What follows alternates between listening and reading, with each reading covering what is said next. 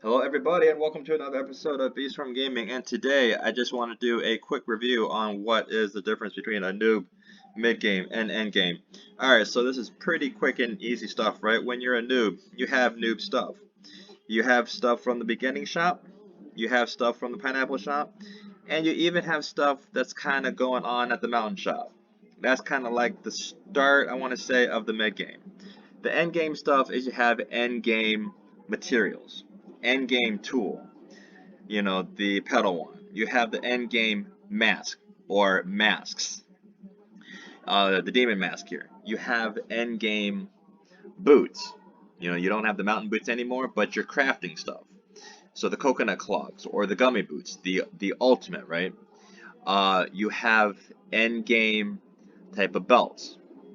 The honeycomb belt, I don't want to say is an end game belt, but a lot of end game players have them because the paddle belt is above the honeycomb belt, but still I wouldn't say is OP overpowered that it just makes such a great difference. It just has a passive skill that I think is great.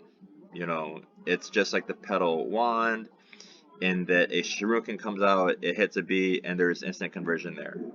The coconut canister. The coconut canister is great, holds a lot, it's white pollen friendly. It's just a great thing to have, right? So let's get this started. Let's go to our hive and let's just get this started. Alright, so we claim our hive.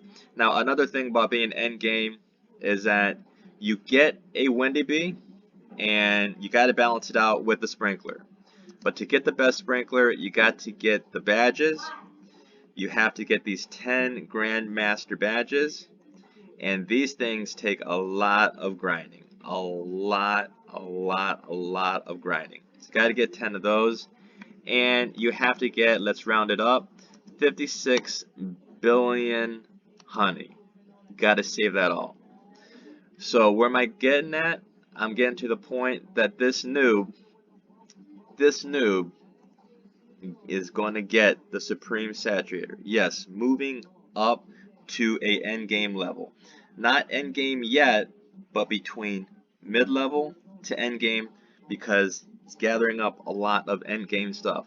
Alright, so let's click it. Let's get this done. And like everything else, where do we test it at? Yes, we go to the Ant Challenge. We test everything at the Ant Challenge. So, this game, in my view, is all about balance. It's about something powerful, and you counter it with something else that's powerful. In this case, the two powerful things that we're going to see in the Ant Challenge is Windy Bee tearing up the field, and the Supreme Saturator filling up the field. Alright, we do the Ant Challenge, we set everything up, we put the Saturator in there, and look at that, Windy Bee is already starting. Alright, the Saturator is already filling up what the Windy Beast Tornado is tearing up. This is great. This is great. Alright, look at that. That's another thing that I wanted to say was that some of the passives from the bees also takes up the field. So we saw that the Spicy Bees Flame extension to the Demon Masks X took up a big part of the field, but the Saturator filled it back up. Alright, good stuff. The Toad's bubbles really don't take up a lot of the field, but still, without the Saturator, there would have been a hole.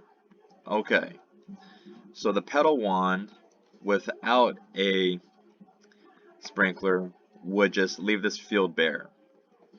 So the Saturator is balancing everything out.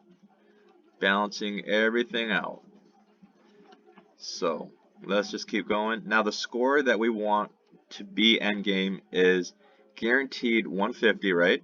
Another tornado. Now the score that we guaranteed want obviously is 150, but endgame is always, in my view, over 200. Now this Windy Bee has a mutation of, I believe, a 11% attack, which is very helpful in situations like this, right? in the later stages, if you can get a tornado, it's going to kill, hopefully, the giant ants, and even better, the fire ants that are on the other side, so it doesn't trap you. Alright, so we're at 139. Not to worry, no worries.